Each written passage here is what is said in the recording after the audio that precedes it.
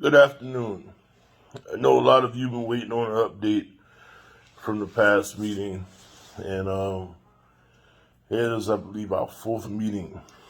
And though there's nothing wrong, but we still have people who sitting back just waiting to hear update or see what has happened from the meetings, instead of coming out to attend the meetings, and voice your opinions, and hear exactly what's going on when it's happening.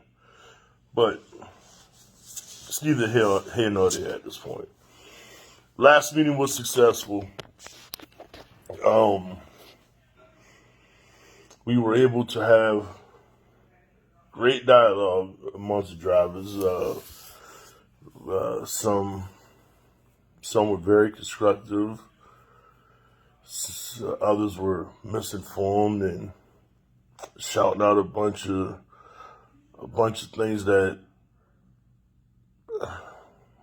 really not effective.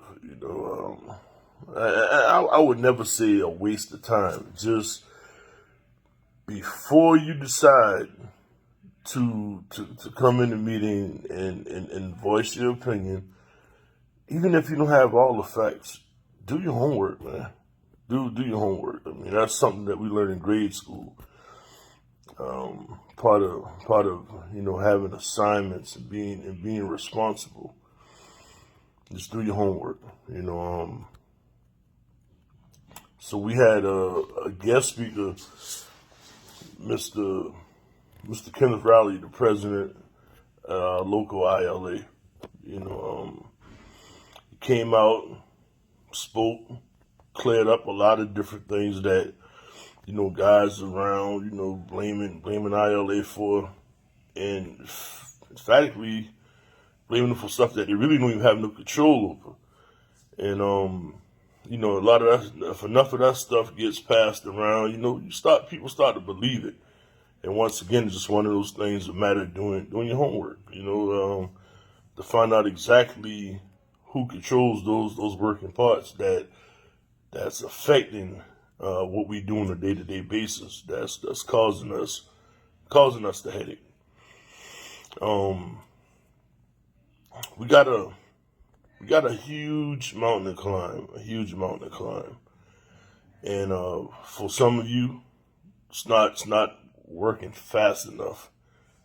Others understand the work that goes on behind the scenes because either they've been a part of previous ventures that's tried to do what we're doing, or just simply been a part of a team, a group, an organization that's came together collectively to accomplish something, like we're doing here. So you understand the inner workings of it. And others just flat out don't get it. It's still a whole bunch of hoorah and let's do this, let's do that. I mean, that's cool too. We need energy. We need energy. But one of the things that has me kind of chapped is participation. And whether it's the meetings, whether it's just simple dialogue, or doing something as simple as you taking a picture of your interchanges, or even a bigger role as being a representative, being a part of the communication chain.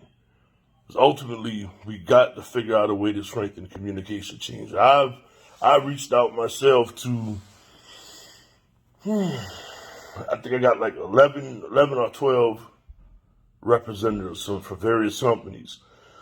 And the job of a representative is to compile a list of fellow coworkers, people that they see every day, people that they see at the yard, people that they see when they're parking. Compile a list of people who think like you, people who agree with what we're trying to do here.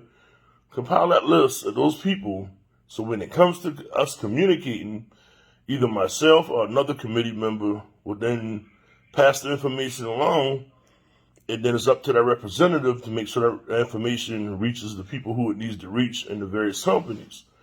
Simple concept. But once again, we're plagued by people who rather sit back and watch everything unfold, which is fine to a certain extent, but at some point you got to understand you have a responsibility as well. If you're sick and tired of dealing with the things that you're dealing with, one or two things you can do at this point. Find something else to do. Help us, help you, which in turns help us all. I don't know, just continue to do nothing and reap the results and the benefits of a person that just don't do anything. Which I don't think we have those type of people here. I would hope we don't. I think it's just a lot of it is folks who are a little hesitant. I pray and I hope that's what it is, because myself and other committee members and even people that's not on this board, we put a lot of time in. There's people who come to those meetings that I see at every single meeting. And I want to let y'all know we notice you at every single meeting. People that come to those meetings, they may not say a whole lot, but they're there.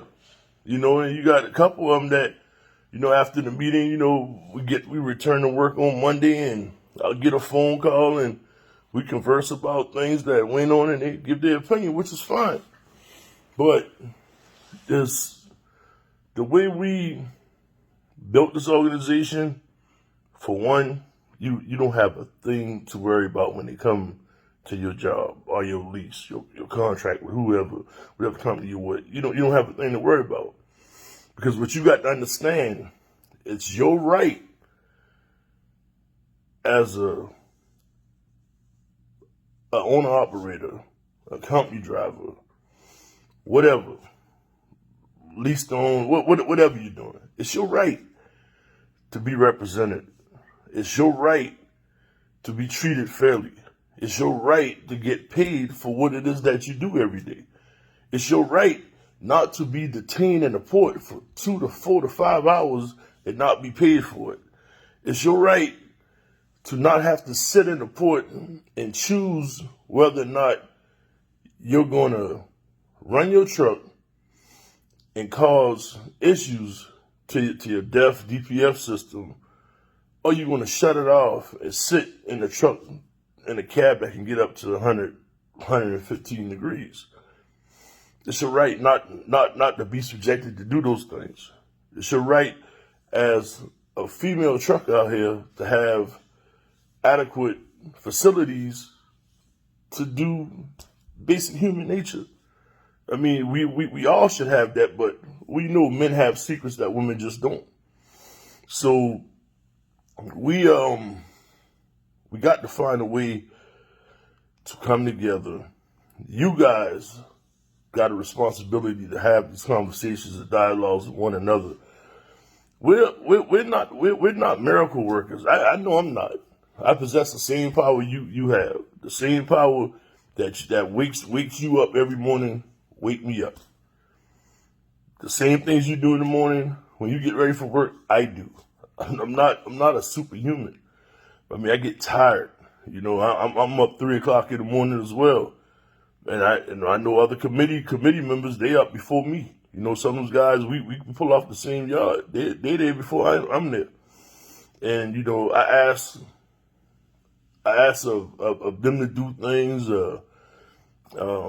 It's just a requirement of being on that committee. It's things that we got to do, day to day to make this thing run. It's conversations we've had that nobody knows about, and I'm not going to devise the information. I'm not going to put that out there for those of you who are here for the wrong reason to use against us, because there's some of you here, and I don't understand that either. I don't understand why we got terminal managers, why we got agents, why we have dispatchers in this group. Me personally, I don't care about them being here. because there's nothing that I'm saying. There's nothing that we put out there that's wrong. There's nothing that we put out there that's going to cause anybody to lose their job. And if they do, there's something wrong with that company, because we're not out here attacking the company. We're just fighting for what we're demanding, what we should have been getting all along. And if you got a problem with that, that's because you're just a horrible person. You see what I'm saying? If you got a problem with what we're doing, there's something wrong with you. And you need to go get that fixed with yourself. That's not an issue that we got to deal with. You know, as a company owner, as somebody that manages a company, if you've seen anything that you can say is wrong with what we're doing, trust and believe you have an issue. You got a problem. Because for the people that go out here every day, work hard, and line your pockets for as long as they've been lining your pockets, if you don't feel that they should have the things in life, as hard as we work, to be able to just sit back and enjoy life, to not have to work 6 days a week all the time just to make ends meet, to be able to take that money and set aside to make sure that you got adequate amount of money set aside for maintenance fees. As you know, everything's going up. Fuels went up, price of parts went up, and with these with these shops around here, the price of labor is astronomical. You know, the things that I'm hearing that people paying for, the prices they're paying right now, it's crazy. But you got to know, as a community, as a unit, if we move together, those things we could put a stop to. We would then have the power to go to these shops and let them know that we're not gonna let you play us like fools. You see what I'm saying? And one thing, brothers and sisters, man, when y'all go to these shops, take your truck, demand an estimate in writing before you give somebody your keys. Let them start working on your truck. Y'all, I don't know. There's always been something for me that you have to tell me something before you start working on my truck. I'm just not gonna let you. You ain't gonna take advantage of me. Not like that. Y'all gotta stop that. But another thing, and I hate for this to be a session of me kind of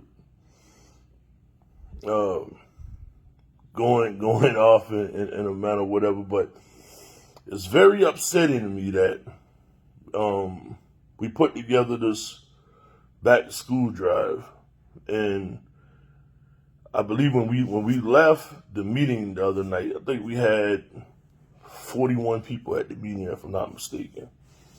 First time we've been able to meet outside of the parking lot.